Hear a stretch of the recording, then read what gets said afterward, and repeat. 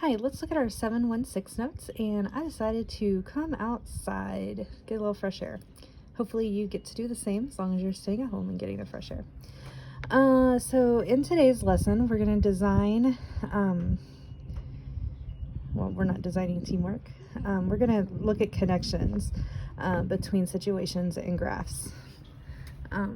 So 68 says a virus has invaded Letitia's favorite mountain fishing lake.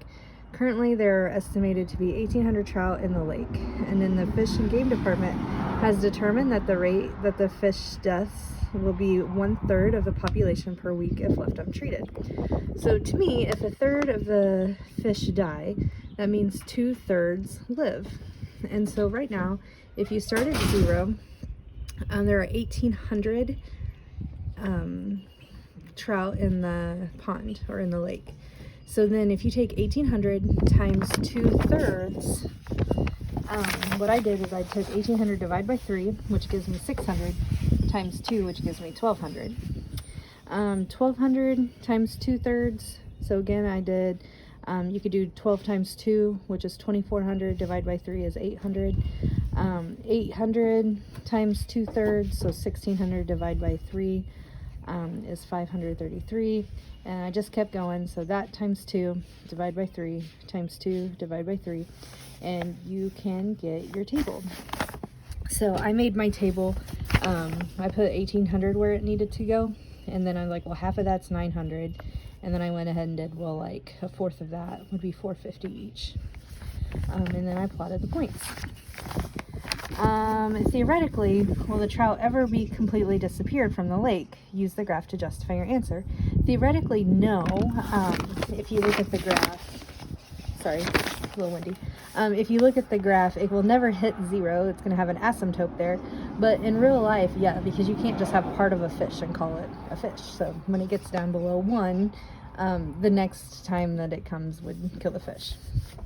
Equation to graph. For each equation, make a reasonable sketch of the graph without making a table first, and then compare to your sketch. And so what I did is, if we are if our original number is 5, and then we're multiplying by 3 for each year, so 5 times 3 is 15, times 3 is 45, times 3 would be 135. So it would go way up here, so you can tell that it goes pretty quick, pretty fast. And then I'll shoot a second video to have what they look like on Desmos to check to see how we did. On the next one, if your original number is 10 and it's if you're multiplying it by a half each time, that means it's almost like you're dividing by 2. So it'll be from 10 to 5 to 2.5 to 1.25, and it will go down like that.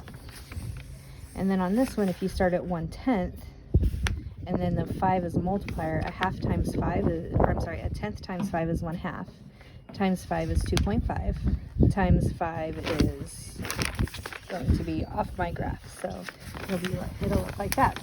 You want to say hi, Catherine? Say hi. Hi. On the back,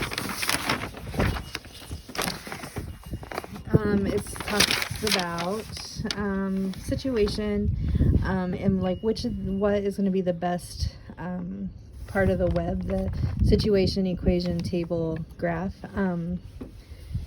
to get to a specific representation. For each part, decide which representation you will generate from the situation description based on what on where your team needs to work.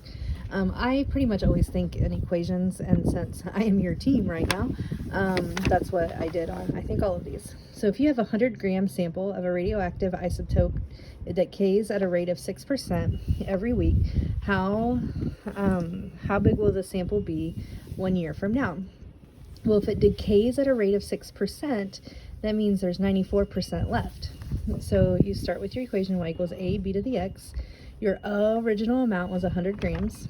Your multiplier is 0.94 because of what we just did here, because it's decreasing, it's decaying at 6%. And then the exponent is 52 because there's 52 weeks in a year. So I use the x to the y button on my calculator.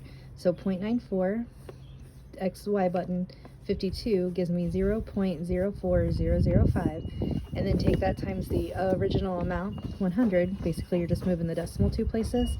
So pretty much you'd have 4 grams left. Stay tuned for video number 2.